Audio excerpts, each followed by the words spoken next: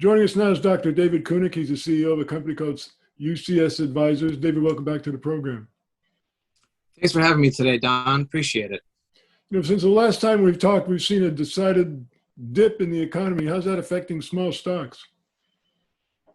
It's affecting small stocks, in my opinion, pretty dramatically, especially ever since the September 28th deadline on having a lot of these micro caps being fully reporting and having their audit financials. You saw a lot of companies who just didn't get their financials up to date. And then we're also seeing a lot of companies have filed.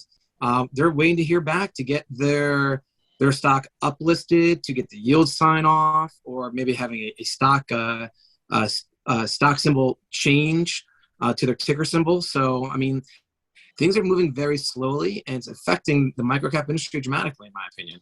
There's got to be a tremendous backlog, I would imagine. There is a lot of backlog, and people just aren't getting responses. They're not getting the answers. They're not getting the clarity. And it's also amazing how many people, especially these retail buyers that are leaving the microcap sector, are now looking at crypto instead. Well, I know you're very involved in the cannabis sector. How's the economy affecting the cannabis sector? So overall, cannabis is still up. Is it as high as it was as of last year? In certain parts of the country, no, it's not. Is it almost stagnant? Yes, it is. Other parts of the country, cannabis is doing great.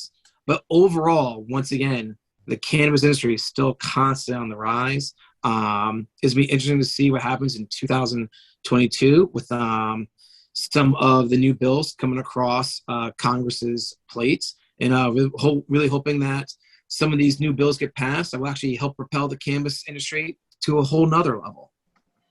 Well, it's been kind of interesting because, initially like 3 or 4 years ago, the growth curve was straight up through the roof, and now it's kind of leveled off a little bit. It has leveled off, and in my opinion, it's really due to the fact that we're still waiting for rules and regulations for the Safe Banking Act. A few other people will say we're still really waiting for the traditional institutional money to get behind the cannabis sector.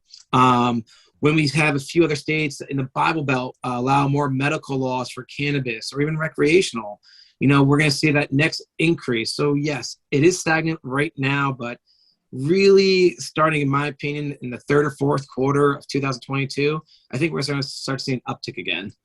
Do you think that the institutional investors are kind of waiting for national legalization? I think part of it is national legalization. But also a lot of part of it too is just really getting the banking rules and regulations set up and in place, so they have a clear path what they can and cannot do. Well, of course, we hit a tipping point that we passed a few months ago, where there are more states where it's legal, either medically or recreationally, and it's not legal. So we're kind of getting there, but it's a slow process. It is, and the other thing people forget all the time is that you have credit unions, you have state banks, you have local banks that are already banking in the cannabis sector.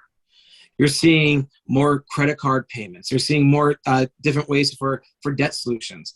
So now with these smaller banks getting the benefits and reaping the benefits of the cannabis industry, the bigger banks are starting to say, okay, it's almost our time. So let's get our time to come sooner rather than later. You mentioned the word crypto a few moments ago. Do you think there's an alliance that could be brewing between cannabis and crypto? Short answer is yes, and yes. And what was really interesting is UCS Advisors has attended over 10 plus conferences around the country in cannabis. And what's interesting, over the last several months attending these conferences, we see talks about crypto and cannabis and how they go hand in hand together. So we are going to see a lot of crypto and cannabis, and we're going to see a lot of overlapping in those two industries. And then we're going to see them get implemented together, especially in that payment processing. What's the best advice you're giving your clients right now, Dr. David?